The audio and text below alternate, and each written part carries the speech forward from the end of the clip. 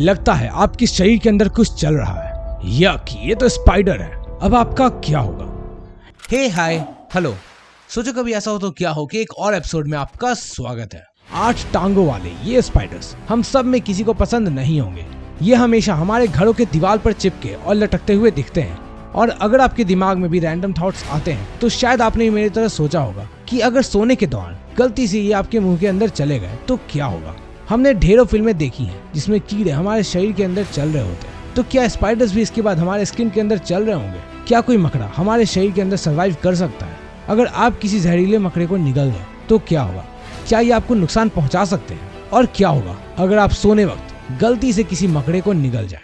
तो वेट दोस्तों, इन पूरी तरह से हाइपोथेटिकल सवालों का जवाब देगा ये मंदबुद्धि बालक। इस दुनिया में मौजूद 42 करोड़ लोगों को एराक्नोफोबिया है, मतलब कि इन्हें स्पाइडर से काफी ज्यादा डर लगता है। अगर आप भी उनमें से एक हो तो शायद ये वीडियो देखकर आपकी रातों की नींद उड़ जाएगी। आपको कैसा लगेगा अगर मैं बोलूं कि हम ऑन एवरेज एक साल में 8 मकड़े को निगल जाते हैं? खैर, ये भ्रम है या सच, हम आगे जानेंगे। पर मैं बता दूं, अगर आपके मुंह में गलती से एक स्पाइडर जिंदा चला भी जाता है तो आपको डरने की जरूरत नहीं है, क्योंकि ज्यादातर वक्त में आपके मुंह से नीचे जाने के क्रम में ही वो मारा जाएगा, क्योंकि वो जिंक और फॉलिक एसिड से भरपूर होते हैं। तो इनको खाने से आपको कुछ प्रोटीन भी जरूर मिलेगा। वैसे जितना घिनौना ये सुनने में लग रहा है, आपको ज्यादा चिंता करने की जरूरत नहीं है, अनटिल एंड अनलेस आपको एराक्नोफोबिया या इकबॉम सिंड्रोम नहीं है। इस साइकोलॉजिकल कंडीशन में इंसान ये सोचने पर मजबूर हो जाता है कि वो किसी पैरासाइट से इन्फेस्टेड है।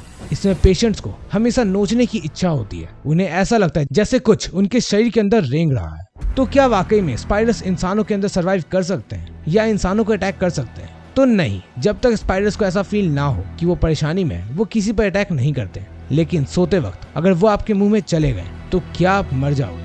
तो नहीं, एक्चुअली में ऐसे कई जगह है जहाँ लोग स्पाइडर्स को खाते हैं। वैसे दुनिया भर में 40,000 से ज्यादा तरह के स्पाइडर्स हैं और सिर्फ 12 स्पाइडर्स इंसानों को सीरियसली नुकसान पहुंचा सकते हैं। कुछ इतने ज्यादा ढीठ होते हैं कि वो पानी के अंदर भी सरवाइव कर सकते हैं। खैर, you don't need to worry, क्योंकि आपके सोते हुए अगर कोई आपके पेट में जिंदा चला भी जाए तो आपका पेट उन्हें गला देगा।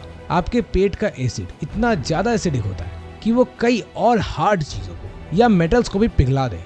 लेकिन अगर कोई जहरीला स्पाइडर आपके ओएसोफेगस में अटक जाए तो आपको थोड़ी परेशानी जरूर होगी। इसके बाद आपको कई सारे एंटी वेनम इंजेक्शन लेने होंगे। और अगर आपको लग रहा है कि वो आपके कानों के अंदर अपना घर बना सकते हैं तो नहीं, ये एक भ्रम है और वो ऐसा नहीं करेंगे। फिर भी 0.001% भी अगर ऐसा होता है देन आप अपने कानों को धो लो या ईयर ड्रॉप्स डाल लो, सारे प्रॉब्लम्स यूं ही खत्म हो जाएंगे। और जहाँ तक बात रही सबसे पहले सवाल की कि क्या हम एक साल में 8 स्पाइडर्स को निगलते हैं, तो वो भी एक भ्रम ही है जो कि 1993 से काफी ज्यादा प्रचलित है।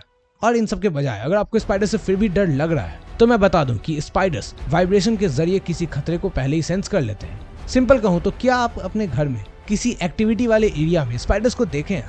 नहीं ना, ऐसा इसलिए क्योंकि वो उस जगह से दूर रहते हैं जहाँ हलचल हो रही होती है। सिमिलरली सोने वक्त हमारा खर्राटा लेना और इनफैक्ट सांस लेना भी उनके लिए काफी ज्यादा डिस्टर्बिंग होता है। और अगर वो तब हमारे मुंह में आ गए तो हमारे सिर्फ खांसी करने से ही वो मर सकते हैं। तो कंक्लूजन यही है कि वो बहुत रेयरली ही आपके आसपास भी आएंगे, क्योंकि ये उनके लिए ही काफी ज्यादा रिस्की होगा।